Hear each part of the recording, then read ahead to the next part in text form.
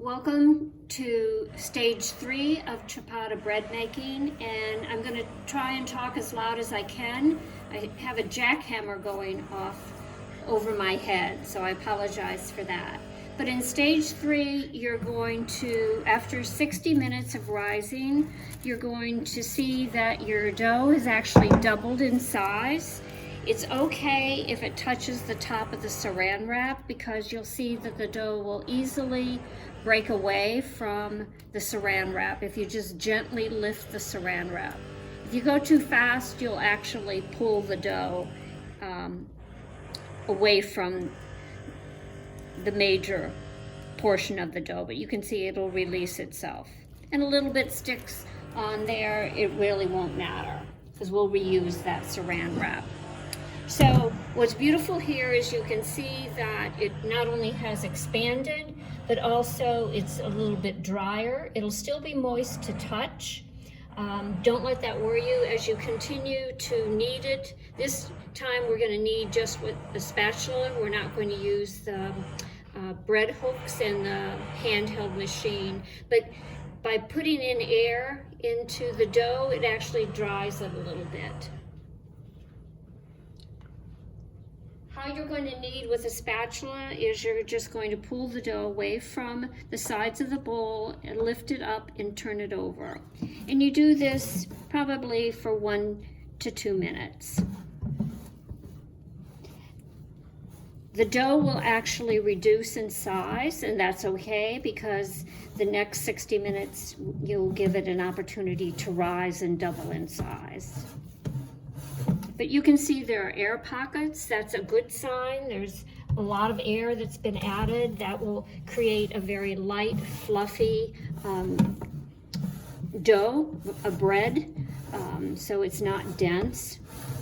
And it's okay that the air pockets break while you're actually spinning the bowl and turning the dough over. Now the appearance of the dough really won't change that much. So, and that's why you'll get used to maybe 2 to 3 minutes of doing this process is sufficient. It's really meant to re-stimulate the yeast, so it'll continue to rise and again increase the size of the dough. So just to reiterate, the important feature here is more of a simple type of kneading motion to continue to add air to the dough. And as I mentioned, while the dough is sticky, if you notice, it actually doesn't adhere to the side of the bowl. Now some of that lack of adherence came from a little bit of the dusting of the flour, but for the most part, the dough actually congeals together with all the ingredients, is why it doesn't stick. It actually adheres to itself versus another surface.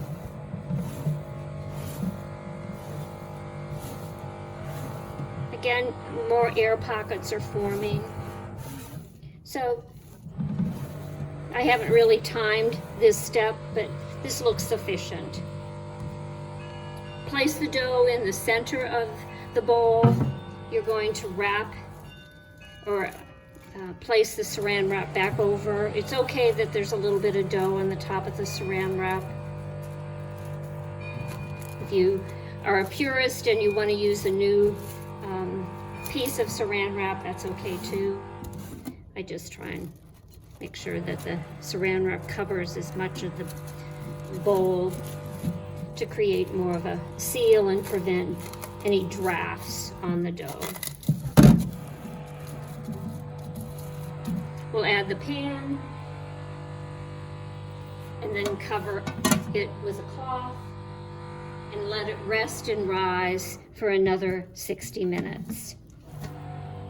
Because this step is so short, I thought we'll go ahead and prepare the actual baking sheet where we'll place the dough in the next step. You're going to need a large cookie sheet, and This is something that's Mary's creation. Rather than to use a pan, I like free form bread. So I've discovered that instead of a pan, I can use 2x4 sections and create like sides of a pan that will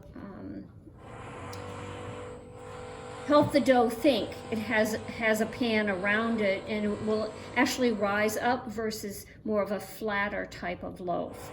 So this is my version. Doesn't cost a lot. The other item that you're going to want to use is parchment paper. I found the best quality of parchment paper is actually at Publix.